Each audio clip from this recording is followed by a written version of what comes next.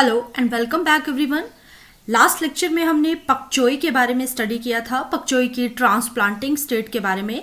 Then इस lecture में हम बात करेंगे वेरियस इंटरकल्चर ऑपरेशंस और कुछ एग्रोनॉमिक प्रैक्टिसेस के बारे में जो कि पकचोई में फॉलोअप की जाती हैं। तो लेक्चर 20 में स्टार्ट करते हैं हम towards the after the transplanting of the seedlings of pak choi, यानी कि जब हम पौध को पकचोई के पौध को हम फील्ड में मेन ट्रांसप्लांट कर देते हैं, उसके बाद हमें क्या क्या इंटरकल्चर ऑपरेशंस करने पड़ते हैं। तो सबसे पहले न्यूट्रिशनल रिक्वायरमेंट। पकचोई, जैसे कि मैंने बताया कि यह एक सैलेड वेजिटेबल क्रॉप है, यानी कि इसके मुख्यतः इसके जो लीव्स हैं उन्हें यूटिलाइज किया जाता है। तो लीव्स को ग्रो अप करने के लिए ज़्यादा से ज़्यादा न्यूट्रिशनल रिक्वायरमेंट चाहिए होती है। तो इसलिए ये एक हैवी फीडर क्रॉप है, यानी कि एडिक्वेट मैन्योरिंग जब तक इस क्रॉप में नहीं की जाएगी तब तक हम एक प्रॉफिटेबल यील्ड नहीं गेन कर सकते। सो ऑन एंड अराउंड लगभग 15 से 20 टन पर hectare well rotten farmyard manure, जिसे कि हम कंपोस्ट या गोबर की खाद भी कहते हैं, उसे हम during the time of ploughing, जब हम फील्ड प्रिपरेशन कर रहे होते हैं उसी टाइम हम इस मैन्योर को अप्लाई करेंगे। देयर आफ्टर हम NPK फर्टिलाइजर्स को लीफी वेजिटेबल्स में फॉलोअप करेंगे कि कितने कितने doses according to the soil requirement, according to the climatic requirement और according to the varietal specification. इसी के आधार पर हम न्यूट्रिशनल रिक्वायरमेंट्स को पकचोई के लिए यूज़ करेंगे। सो PAU लुधियाना में एक रिपोर्ट किया गया रिसर्च के अकॉर्डिंगली कि 125 kg of nitrogen, 75 kg of P2O5 and K2O लगभग up to 75 kg per hectare required रहता है। So international potash institute Berne, जो कि स्विट्जरलैंड में है, उन्होंने K2O की जो रिकमेंडेशन की है पर हेक्टेयर के लिए, that is 150 to 360 kg per hectare. सो आप यहाँ देख सकते हैं कि जो न्यूट्रिशनल रिक्वायरमेंट है वो सॉइल टाइप और climatic conditions varied agroclimatic Jones के अकॉर्डिंगली वेरी करेगी। सो नेक्स्ट हमारी प्रैक्टिस रहेगी इरिगेशन, यानी कि इस वाटर को पर वीक, इस क्रॉप को पर वीक कितने वाटर की रिक्वायरमेंट रहती है।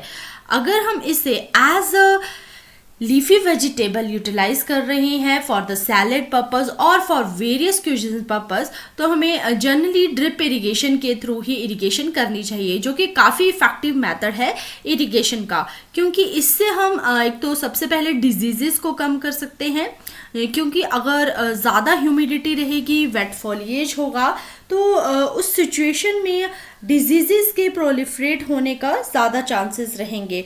सो एमीटर की जो स्पेसिंग है, यानी कि जब हम ड्रिप इरिगेशन करेंगे तो उसका एक कंपोनेंट रहता है एमीटर, तो उसकी स्पेसिंग लगभग 6 से 8 इंच रखेंगे ऑन द ड्रिप टेप, जिसकी वजह से यूनिफॉर्म वेटिंग जो है हम इंश्योर कर सकते हैं सॉइल प्रोफाइल की। अगर हम ओवरहेड इरिगेशन कर रहे हैं, यानी कि अगर हम वाटरिंग जो है मॉर्निंग आवर्स में ओवरहेड कर रहे हैं, तो इससे क्या होगा कि जो हमारे ड्राई लीव्स रहेंगे वो during the night time they will fall of, तो जिससे हमारी मल्टीपल डिजीजेस का रिस्क ज़्यादा होगा।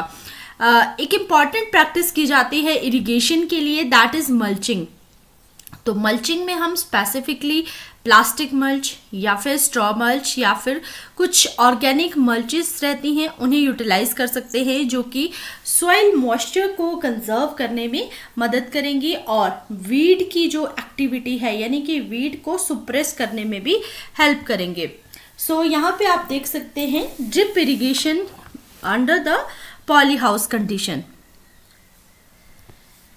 देन मल्चिंग जो कि एक इफेक्टिव वे है कंजर्वेशन ऑफ मॉइस्चर के लिए, वीड्स को कंट्रोल करने के लिए and up to this organic matter को ऐड करने के लिए भी काफ़ी ज़्यादा इंपॉर्टेंट रहता है मल्चिंग का रोल। जैसे कि ऑर्गेनिक मल्चेस में हम डिफरेंट तरह की चीज़ों का यूज़ करते हैं, लाइक लीव्स, हे, स्ट्रॉज या फिर क्रॉप वेस्ट, या फिर जो आपका फील्ड में स्टेप मटेरियल है जो ऐसे ही पड़ा हुआ है आफ्टर द हार्वेस्टिंग, उसे भी हम एज अ मल्च यूज़ कर सकते हैं। Rather then we can also use the polythene mulches, जैसे कि ब्लैक पॉलीथीन मल्च का काफ़ी इंपॉर्टेंट रोल रहता है वीड्स को कंट्रोल करने के लिए, मॉइस्चर को कंजर्व करने के लिए, बेटर ग्रोथ के लिए और even for the better yield of pak choy. Now here you can see the pak choy transplanted on a white on black plastic mulch. तो इफेक्टिवली आप देख सकते हैं कितने अच्छे रिजल्ट्स आ रहे हैं इस तरह से जब हम क्रॉप को प्लास्टिक मल्च के ऊपर रेस करते हैं. देन अनदर इंटरकल्चर ऑपरेशंस जैसे कि वीडिंग, होइंग काफ़ी इंपॉर्टेंट रहते हैं क्रॉप को वीड फ्री रखने के लिए या फिर प्रॉपर यूटिलाइजेशन ऑफ न्यूट्रिएंट्स के लिए.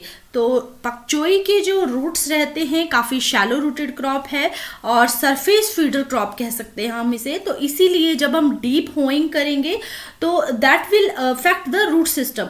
तो डीप होइंग को हम जनरली अवॉइड करते हैं pak choy के इंटरकल्चर ऑपरेशन के लिए. But we have to follow 2 से 3 होइंग्स और hand weeding before the top dressing. Weed control काफ़ी इफेक्टिव और इंटरकल्चर ऑपरेशन है वीड कंट्रोल, जिसमें हम वीड्स को रिमूव करते हैं या वीड्स को एलिमिनेट किया जाता है, जिससे कि क्रॉप और वीड के बीच का जो कंपटीशन है मॉइस्चर को लेकर, न्यूट्रिएंट्स और बहुत सारे ऐसे एस्पेक्ट्स जैसे लाइट और एयर को लेकर उसे हम कम कर सकें. वीड्स को हम या तो मैनुअली कंट्रोल कर सकते हैं या फिर हर्बिसाइड्स के through. Chemical weed control methods काफ़ी ज़्यादा इफेक्टिव रहते हैं क्योंकि इससे हम टाइम और लेबर दोनों को सेव कर सकते हैं. Yes, we can also use the pre plant application of, यानी कि वीड इफेक्टिव वीडिसाइड हम यूज़ कर सकते हैं प्लांटेशन से पहले, जैसे कि ट्राइफ्लोरालिन 0.51% पर हेक्टेयर के अकॉर्डिंगली, जो काफ़ी इफेक्टिव रहता है monocot as well as dicot weeds को कंट्रोल करने के लिए. Then pre plant application of Stomp को हम यूज़ कर सकते हैं फर्स्ट होइंग या वीडिंग के टाइम, सो दैट क्रॉप और वीड के बीच का जो कंपटीशन है after 35 to 40 days is effectively reduced. Then harvesting and yield. Harvesting यानी कि pak choy की हार्वेस्टिंग हम कब करते हैं? जनरली इस क्रॉप की हार्वेस्टिंग हम 40 to 60 days के आफ्टर करते हैं और हार्वेस्टिंग ड्यूरिंग हम coolest part of the day करते हैं, यानी कि जब काफ़ी ज़्यादा जो ठंडे रहते हैं तभी हम हार्वेस्टिंग को फॉलो करेंगे. हार्वेस्टिंग करने के लिए एक शार्प नाइफ का यूटिलाइज किया जाता है, जैसे कि आप यहाँ पिक्चर में देख सकते हैं कि इसको हम बेस से कट करते हैं above the soil line, so that कोई भी डैमेज इसके पेट्यूल्स को ना हो. देन हम जितने भी डैमेज लीव्स रहेंगे या रिमेनिंग रूट्स रहेंगे उन्हें हम रिमूव करेंगे. उसके बाद हार्वेस्टिंग को किया जाएगा, यानी कि सीड स्टॉक बनने से पहले हम हार्वेस्टिंग को फॉलो अप करेंगे. जैसे बोल्टिंग ना हो जाए क्रॉप में, यानी कि कोई फ्लावरिंग ना हो जाए, उससे पहले हम इस क्रॉप को हार्वेस्ट करते हैं.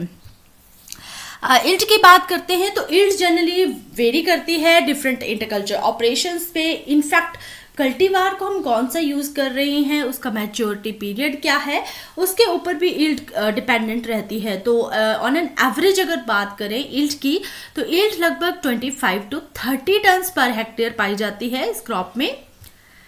So this is all about the harvesting and yield and some another interculture operations, जैसे कि मैंने mulching, weeding, hoeing और irrigation की बात की और nutrient management की बात की. तो इस तरह से हम pak choy की क्रॉप को मैनेज कर सकते हैं और इफेक्टिवली उसका एक अच्छा सा अच्छा प्रोड्यूस हम मार्केट तक पहुंचा सकते हैं. Thank you everyone.